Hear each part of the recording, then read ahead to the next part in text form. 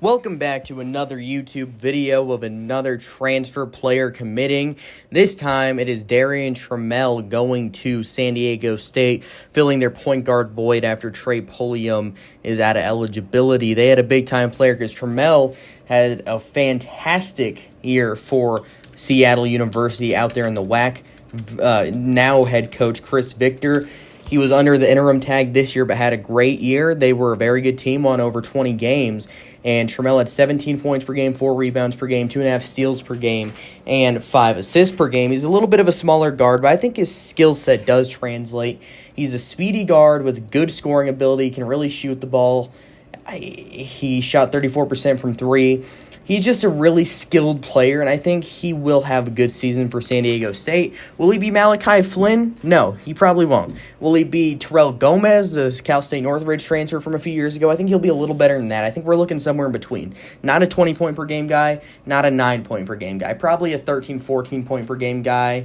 Maybe 12 with 3 or 4 assists per game, but he gives them something they needed. A guy other than Matt Bradley that can score the basketball, because last year they made the tournament. They should have beat Creighton, but they had to rely on their defense so much because they had nobody outside of Matt Bradley that can consistently put the basketball in the hoop. And now you had another guy on the perimeter alongside Bradley that can go get you a bucket late in the game.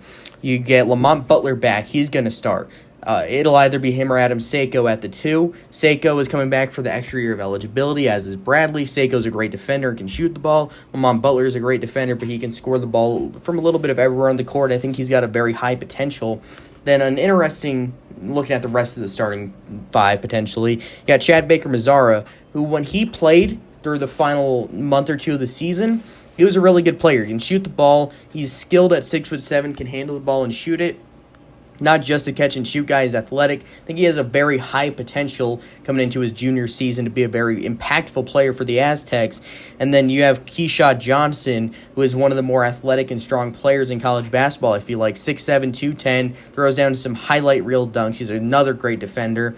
But the 5, the center spot traditionally, is the most interesting spot on the roster for me. Because right now it's probably Jaden Leday, the transfer from TCU, who didn't play this season, originally started his career at Ohio State. He's played a lot of college basketball at this point, despite sitting out this year.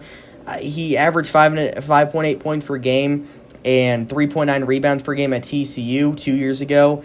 He was a top 100 recruit in the class of 2018. He should be a very impactful player in the Mountain West. But you have to think about the chance that Nate Menza, the Defensive Player of the Year in the Mountain West, comes back, because he does have that extra year of eligibility. So if he decided to return for another year, he can indeed do so.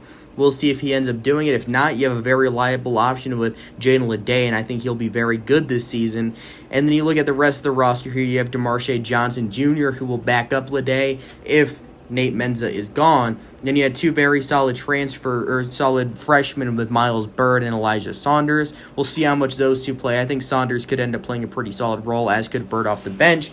But with San Diego State, the one thing that will be a constant is the defense from Brian Dutcher's team. You have to buy into the defense if you're going to play for San Diego State, and that's kind of part of the guys he adds in. Bradley improved on the defensive end this year. They will defend. It just comes down to the scoring. They were outside the top 200 in Ken Palm's offensive efficiency this year. They have to be better if the Mountain West is going to get a team to win an NCAA tournament game, and I think San Diego State might be the safest bet to do so, as we're not sure what's happening with David Roddy from Colorado State, if he stays in the draft or if he returns.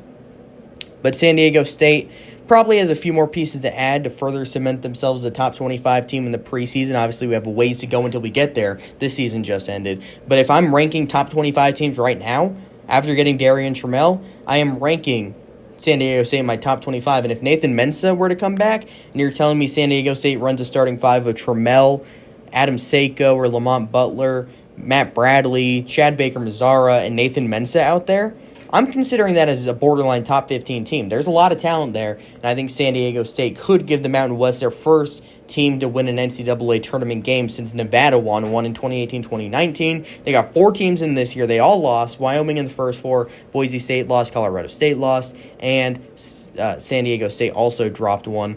So it'll be interesting to see how the Mountain West looks. They think they have a chance to be very good, but San Diego State will continue to be a very good team, as Brian Dutcher has won 20-plus games in each of his seasons at San Diego State. They make a big-time addition here. Thanks for checking out the video. Like and subscribe. Jonathan and I will have more transfer-related videos out, and until next time, have a good one, everyone.